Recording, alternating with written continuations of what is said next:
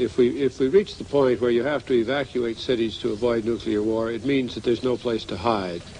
Instinctively, families, friends, loved ones are coming together. There's a growing sense of feeling of prudence and restraint that seems to be spreading across the country. Perhaps the only response we have to events we cannot control. The Strategic Air Command is redeploying its bombers, many to civilian airports. Their locations as yet unidentified. This strategy is designed to confuse Soviet intelligence and have the bombers dispersed as widely as possible throughout the country in case of nuclear attack. At home, the Civil Aeronautics Board and the Federal Aviation Administration released a joint announcement suspending all overseas air travel until further notice.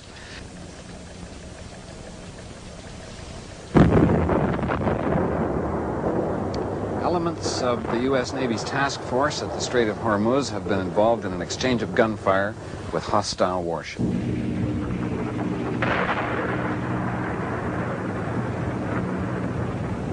I didn't think I'd see this. Omani gunboats engaged our ships in battle. What happened was this. Incredibly, an Omani gunboat met our lead frigate, the Talmadge, still several miles outside their territorial waters, and fired a shot across her bow. The Talmadge held course, and a second shot struck her in the hull. No word on casualties. The enemy fire was returned. A moment later, there was another explosion. It was the Omani gunboat. It must have taken a direct hit because it just disappeared. Today, as black as it seems, I still hear that insistent voice that says that reasonable people, once they've looked the devil in the face, aren't going to shake hands with him. What do you think? Well, without that constant hope, I guess the human race wouldn't have got this far down. But I can remember September 1st, 1939 in Paris. A week before we would have said that, we couldn't believe it, but there it was. All the headlines, c'est la guerre. Well, maybe history's been trying to tell us something, that superpowers, great powers anyway, cannot go time and again to the brink without eventually going over it. This is the way World War I got started. Not a sudden, deliberate onslaught by one great power against another. I don't think any of the great powers in 1914 really wanted it. But it was a procession, a process. One event leading to the next event, to the next, all of it getting worse. And the leaders of the time did not have the will or the wisdom to intervene and stop that process. It could have been stopped. Many wars could have been stopped that way. And if the present leaders can't intervene in this situation and back up and stop it, then God will have to forgive them because there won't be anybody else around to do it. But what more do they need to know? They've seen the mailed fist being shaken on either side. Surely they don't need any more demonstrations of macho superiority. I wouldn't think so. This is one government stalking another government, talking to another government. This is not the peoples of either. But what's just a little bit eerie about all this is that out there somewhere, Russian subs are all around. Mick, we're staying with you. I wonder if you could hear that. That was a depth charge. That was number 4. We started hearing them. The first one was about 2 minutes ago. Approximately 5 minutes ago, word came down that an unidentified submarine had slipped through our outer perimeter of picket ships and was being tracked on an interception course with this carrier. Now that's definitely closer. They've got something targeted. The sense of expectation here is very something you can almost taste.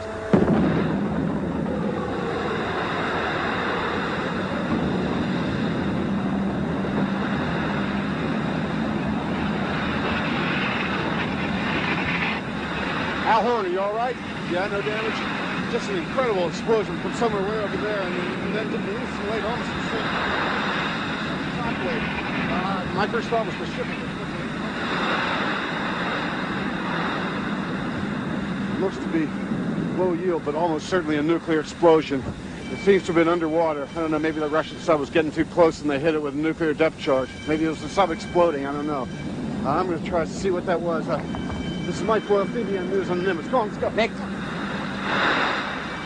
we're staying with you.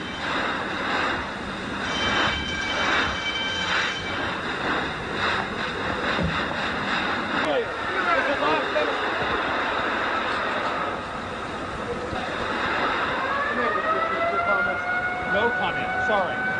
Who authorized the use of nuclear weapons? We have no confirmation that nuclear weapons have been used. You're telling me that mushroom cloud out there is a conventional weapon? Who has release authority in this group? Whose depth charge was that? Nick, honest to God, I just don't know. Come on, I don't believe it.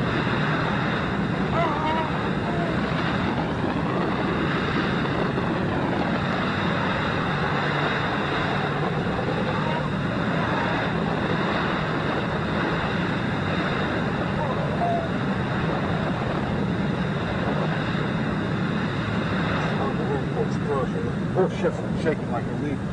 I don't know if there's been any damage. We're going to try to take a look. Sit down now.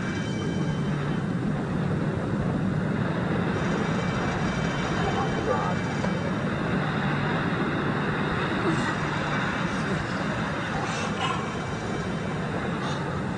A few seconds ago, this flash of light.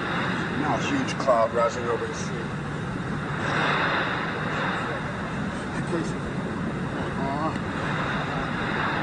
Sheer force of these things.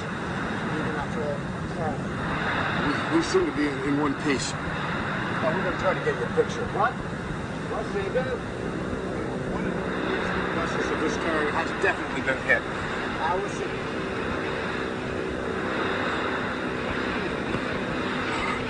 Oh, Jesus.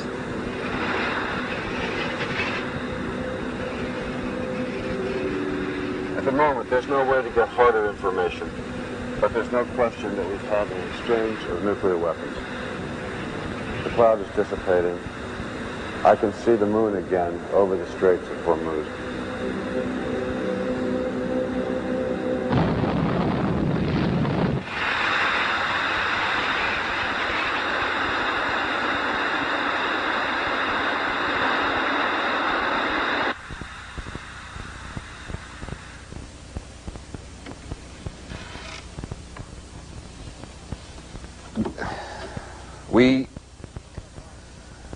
We seem to have lost contact with Michael Boyle aboard the aircraft carrier Nimitz. To repeat, it appears that in the Strait of Hormuz, U.S. and Soviet forces have exchanged nuclear weapons, with most likely the loss of an American warship and the destruction of a Soviet submarine. We are looking at the President's airborne command post. The idea is that if the nation's leaders are in an airplane 5 miles above the damage that would be caused by a nuclear attack on the United States, they will be able to continue to give vital orders to commanders on the ground. Dorian, I have to interrupt. We have word now that there's a message of some kind coming through from the White House. Within a few minutes, we will activate the emergency broadcast system, where you will continue to receive information from your government. In the meantime, the President has instructed me to urge everyone during these critical hours to remain calm, to stay at home, and to offer their prayers for peace. I used to spend a lot of time talking about hypothetical nuclear war scenarios with a man who was one of the pioneers in that form of prophecy. He's dead now. Really believed in his craft. He said to me once, "Don, I'm convinced that sooner or later there will be a nuclear exchange. But I'm also convinced that when the leaders confront the terror of that exchange, they'll realize they can't get away any longer with playing war games, and they'll turn around." If there's anything to the power of prayer, in a short while, our voices will be replaced by official government voices of the emergency broadcasting system. Until that time, this is a news organization, and we shall continue to serve you with the best reporting our facilities and staff can muster. Here is a bulletin that's just come in. The President's Emergency Airborne Command Post is now taking off from Andrews Air Force Base. Flying high over the United States, it will join another airplane carrying members of the Strategic Air Command. They will attempt to maintain communications with United States forces throughout the world. The code name of this second airplane is Looking Glass. We interrupt this program. This is a national emergency. Important instructions will follow.